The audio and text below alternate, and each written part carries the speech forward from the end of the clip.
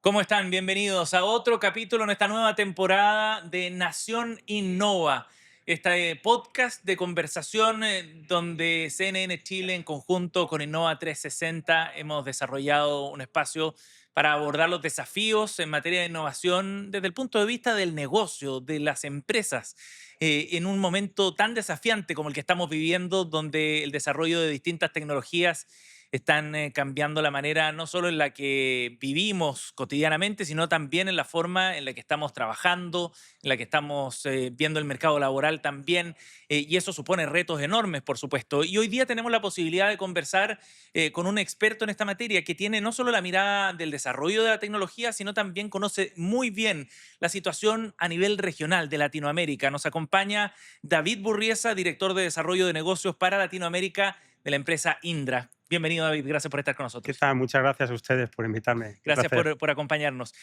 Para quienes no conocen Indra, esta es una empresa multinacional, tiene una presencia enorme con operaciones comerciales en más de 140 países. Cuéntanos tú sobre lo que desarrollan y cuál es el trabajo que hace Indra junto a sus clientes. Mira, te comento, Indra es un holding de origen español, junto que principalmente sus principales pilares está basado en dos marcas que definen su esencia. Ujú. Las esencias, evidentemente, de la tecnología para proteger y la innovación para transformar, con un único objetivo que es un poco hacer la vida al ciudadano más fácil. Ajá. Estas dos marcas es Indra, que aglutina o integra los negocios de defensa, integra los negocios de gestión de espacio aéreo, por ejemplo, donde 28, el 30 y el 85% de los pasajeros que vuelan en todo el mundo utilizan tecnología de Indra. Sin Sorprendente, saberlo, pero es sí así, que... correcto. Luego también está el negocio de espacio, tanto militar como civil, y el negocio de movilidad, que también hay otro dato atractivo, es que casi 78 millones de personas en sus desplazamientos utilizan tecnología de Indra, Ajá. ¿no? Aparte, evidentemente, que tenemos soluciones que ahorran más o menos casi 10 millones de toneladas de CO2 al año, Sí. etcétera, etcétera. Eso es la parte de Indra. Ujú. La parte de Minsight es nuestra unidad de transformación digital, es nuestra unidad de sistemas de información, Ujú. de tecnologías de información, la cual aglutina el 62% de negocio global y que es el motor principal de Latinoamérica. Ajá. Claro, es ese componente de nuestra compañía. Es De una acuerdo. compañía dirigida especialmente a facilitar la vida de las personas a través de las tecnologías Claro. y de las innovaciones tecnológicas de las soluciones propias que tenemos, Sí, ¿no? claro. Y lo más interesante de este tipo de conversaciones con una empresa tan grande como Indra y Minsight es que ustedes están a la vanguardia de alguna manera, ¿no? En la frontera de la innovación y el desarrollo de nuevas tecnologías aplicadas, precisamente. Correcto, y es uno de los temas que hemos abordado en el Summit. Hemos abordado temas como la inteligencia artificial, de Claro. cómo impacta en el día a día y de cómo va a impactar, por ejemplo, algo tan importante y la tecnología tan disruptiva como es la computación cuántica. Sí. Y de qué manera va a afectar, digamos, va a beneficiar en Ujú. la optimización, etcétera, etcétera, Mm. a la sociedad. Es un tema ineludible de la inteligencia artificial desde la perspectiva de los negocios también, ¿no? Total. Pero a veces suena un poco inabarcable también por las dimensiones que tiene el asunto. ¿Cómo podríamos aterrizar el momento en el que está el desarrollo de esta tecnología, David? El desarrollo de esta tecnología, bueno, está evolucionando de una manera excepcional. Ujú. Yo siempre pongo el ejemplo, Alan Turing, que fue uno de los padres de la inteligencia artificial, Sí. dijo, solo podemos ver un poco el futuro, pero lo suficiente para darnos cuenta que hay mucho por hacer. Y eso es cierto, ¿no? Te voy a dar un pequeño detalle. Está la ley de Moore, que es Gordon Moore, se dio cuenta en un momento que los transistores de los procesadores se duplicaban cada 2 años. Ujú. ¿Vale? De hecho, el primer procesador, creo que fue el Intel 8086, tenía 20.000 transistores. Hoy nuestro smartphone tiene 16.000 millones de transistores. Eso es un 16 mil procesador. millones, o sea, es un 16.000 crecimiento millones. exponencial. Exacto, o sea, se duplicaban. Eso llevado, digamos, a día de hoy a la agencia, a los agentes inteligentes, agentes autónomos inteligentes, por Ujú. llamarlo para expresarlo bien, pasa exactamente lo mismo. El crecimiento es exponencial. Ujú. Te voy a dar un dato y es, por ejemplo, cuando se lanzó ChatGPT en noviembre del 2022, podía hacer tareas que aproximadamente le llevaba al ser humano 30 segundos. Ajá. ¿Vale? Podía complementar un párrafo, podía escribir 2 líneas de código, te podía dar respuestas no muy complejas, no le podía dar preguntas muy complejas porque si no se equivocaba o Sí. se trababa. A día de hoy, un agente autónomo puede hacer tareas que a un ser humano le lleva una hora hacerlas. Ujú. Ya puede leer, redactar, digamos, periódicos, Un redactar libros, reportaje, reportajes, claro. Sí, sí, etcétera, sí. etcétera. Puede incluso hasta redactar, puede incluso hasta escribir códigos de páginas web sencillos, puede Ujú. hacer un plan de marketing, ¿vale? O sea, está creciendo el tiempo de tareas que la IA está empezando a realizar, está creciendo exponencialmente. Te comenté antes que duplicaba cada 2 años, ahora se Sí. está duplicando cada 7 meses. Esto quiere decir que de aquí a 3 años seguramente será las tareas que pueda realizar un agente autónomo conllevará a un ser humano Mm. casi un mes de trabajo. Impresionante. Pero cuesta dimensionarlo también, Sí, porque el avance es muy rápido, es muy veloz correcto, precisamente. Y hace poco estábamos fascinados con esas primeras tareas que era capaz de hacer ChatGPT hace un par de años nada más. correcto. Y es Sí. una de las cosas que se está analizando. O sea, al fin y al cabo hay una gráfica de análisis de hacia dónde podemos llegar Ujú. y la ley de Moore es la que marcaba esa gráfica, pero con estos últimos acontecimientos y cómo está creciendo exponencialmente, la verdad es que es muy difícil de adivinar hacia dónde podemos llegar. Ahora, la pregunta desde la perspectiva de los negocios, sea cual sea la industria o el sector en el que se encuentre una empresa, es de qué forma ir adaptándose a una velocidad de cambio tan rápida, a uno que o es un individuo, digamos, ¿no? Como persona, como trabajador, como estudiante, le puede costar a tomar esa adaptación. Me imagino que para un colectivo, una organización grande, eso puede ser todavía más desafiante. Es desafiante y además es una oportunidad, pero hay muchísimos retos Ajá. y es desafiante. Nosotros hablamos siempre de dos retos, que uno es la brecha del talento, que es importantísimo. Ujú, 2 es la calidad del dato, de la data, de la información. ujú. Y 2 es de qué manera integramos un sistema tradicional, la IA en un sistema tradicional, sin corromper la soberanía de la información. Es fundamental. Son tres Eso es temas fundamental. muy importantes. Podemos detenernos en cada uno de esos temas. Hablemos de la brecha de talento en particular, David. Ujú. ¿Qué significa eso y cuál es el principal reto para las empresas en ese sentido? El principal reto de la empresa es realmente empezar a formar personas que puedan abordar esta disrupción Ajá. tan acelerada que se está llevando a cabo. 2, evidentemente, la calidad de la información va por pasar de que tengamos y que nos proveamos de información que realmente es la que tiene que ser y que los sistemas metamos esa información y que realmente al final tenga un resultado que pueda llegar a ser óptimo. Ajá. Eso es fundamental. Ahora, respecto al talento, específicamente, o más bien a las capacidades que tiene que desarrollar un equipo dentro de una empresa, hace algún tiempo atrás lo que estaba muy en boga era la programación. Ujú. Hace algunos 5 años atrás, 6 años atrás, se hablaba de la necesidad de generar más programadores. Pero luego hoy día en el escenario vemos que de la mano de estos agentes de inteligencia artificial esa tarea se ha simplificado también. Entonces, ¿qué talentos crees tú que son los críticos para una empresa al momento de abordar la adopción de inteligencia artificial? Hombre, evidentemente la inteligencia artificial la tienes que aprovechar de la mejor manera posible con la calidad de datos que te he comentado, y en lo que a profesionales se refiere, como bien has dicho, no llamémoslo un problema, pero evidentemente una evidencia de que la inteligencia artificial empieza a codificar por sí misma. Ujú. Entonces nos vamos a meter en otro mundo totalmente diferente y es la creación de nuevos empleos. ¿A través de qué? De la computación cuántica, Ajá. que es uno de los temas que hemos tratado también en En tu nuestro, presentación. en nuestro summit, Claro. correctamente. La computación cuántica va a generar nuevos empleos. Espera, detengámonos un segundo. Sí, ¿Qué significa la computación cuántica para quienes nos están escuchando y no lo tienen tan claro? pues mira, la computación cuántica, te lo voy a poner con un ejemplo que va a ser mucho más fácil. Un ordenador cuántico puede procesar en una hora lo mismo que un ordenador ordinario puede procesar en 40 años.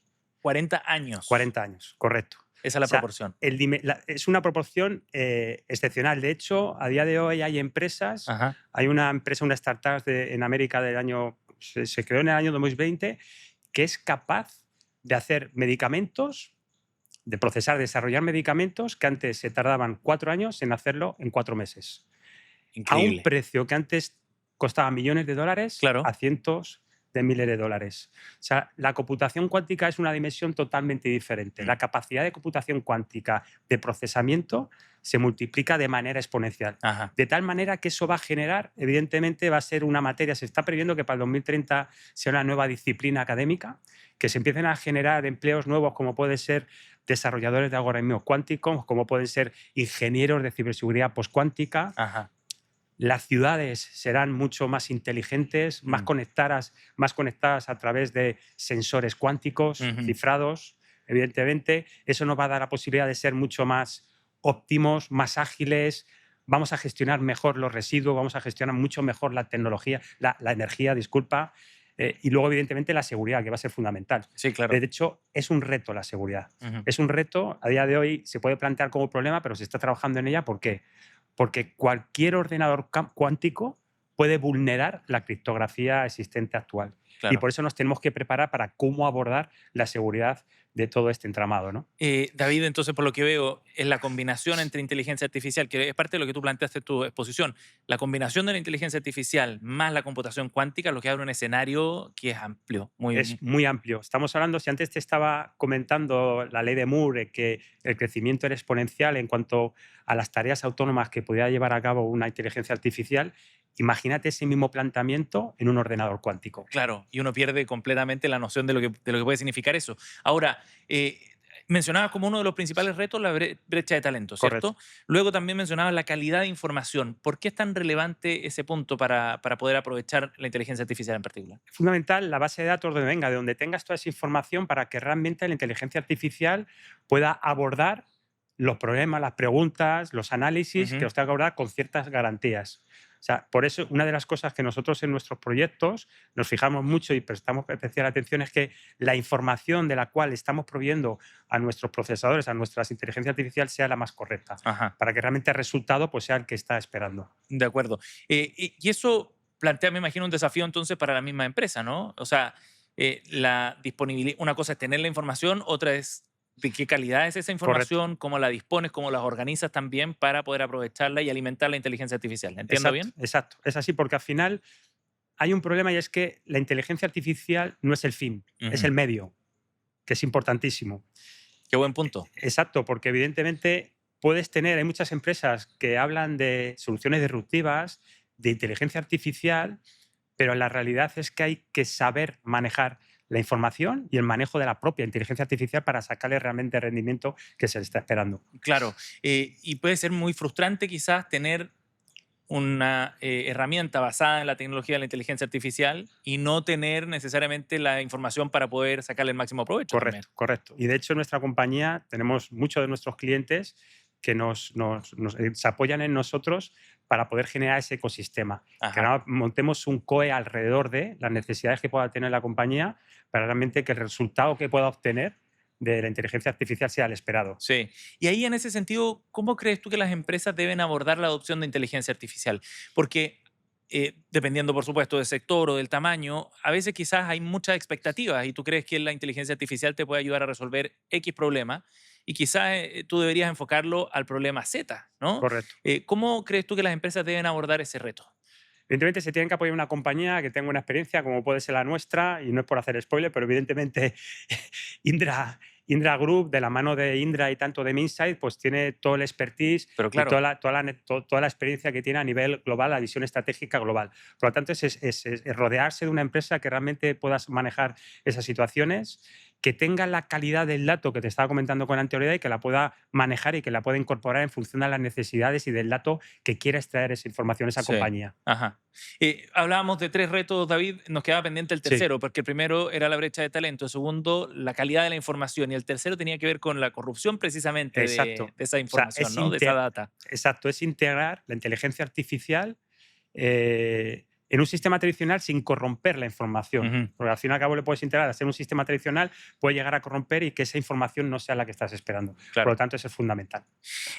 David, en ese sentido, en una perspectiva más amplia, tú has planteado que la innovación ya no es solo una ventaja competitiva para una empresa, sino que definitivamente se define como un asunto de supervivencia. Es decir, ¿Qué significa eso desde la perspectiva del negocio o de los negocios? pues al final, en todos los negocios y las compañías, consideramos, y yo el primero, ¿no? Cuando íbamos a ver al cliente, de que hablamos de que, bueno, que la inteligencia artificial, que era una ventaja competitiva, que podíamos eficientar procesos, y es cierto, y es así. Pero a día de hoy se ha convertido en una necesidad de supervivencia. O Ujú, sea, ya no puedes no hablar de inteligencia artificial. ujú. Tienes que hablar de inteligencia artificial y además que sea un valor añadido, no solo en tu compañía, sino lo que prestas a tus clientes. Por lo tanto, consideramos, o sea, la frase viene, y gracias por recordármela, viene que ni al dedo porque es fundamental, es una necesidad de supervivencia. Hoy en día la empresa que no tenga inteligencia artificial va a ser muy difícil que Ujú. superviva. sobreviva. Ajá. Y me imagino que eso también requiere cierta agilidad organizacional, ¿no? Y de transformación para ir adoptando esta nueva tecnología. ¿A qué voy? A que la velocidad de cambio es tan rápida que si la competencia al lado tuyo es capaz de adoptar esas tecnologías de mejor manera, de manera más fácil y más ágil, va a sacar una ventaja competitiva muy grande. Por completo. O sea, la adopción, la IA está creciendo de manera exponencial, como he dicho, y la adopción y el crecimiento sostenido que se está realizando a día de hoy por parte de empresas y gobiernos Ujú. es importante, es relevante. La rapidez o la aceleración de la adopción de la IA es fundamental para la generación de nuevos negocios y de nuevo posicionamiento de las compañías en el mercado. Por supuesto. David, ¿y esto es independiente del sector en el que esté una empresa, independiente del tamaño también en el que esté una empresa? Por supuesto, Ujú. es independientemente del sector. La necesidad de inteligencia artificial no depende del sector y de la empresa, sino de las necesidades de la misma y del posicionamiento que quiera tener en el mercado. Ujú. David, tú tienes experiencia en la dirección, en la consultoría precisamente de proyectos de transformación tecnológica, ¿no? Y esa expertise, conociendo culturas distintas, también te permite observar aspectos distintos, ¿no? Énfasis que tiene que poner cada una de las empresas dependiendo de dónde están.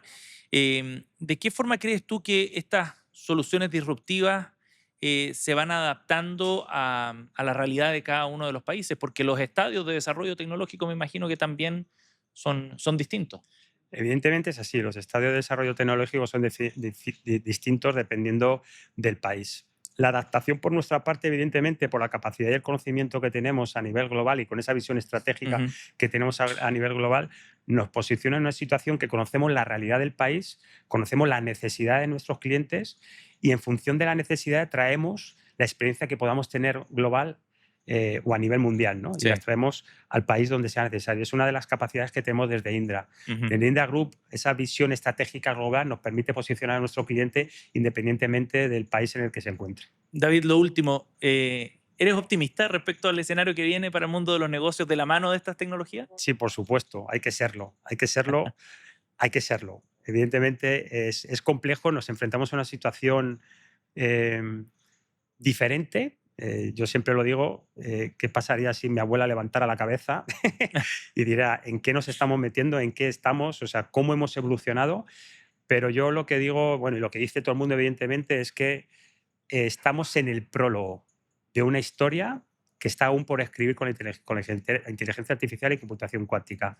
Queda mucho camino todavía por recorrer y lo que nos podemos encontrar de aquí a los próximos 5 años va a ser un cambio muy drástico, muy importante. David, muchas gracias por habernos acompañado en este capítulo. Muy amable, gracias. Y a ustedes los dejamos invitados al próximo capítulo de Nación Innova, este podcast de Innova 360 y CNN Chile.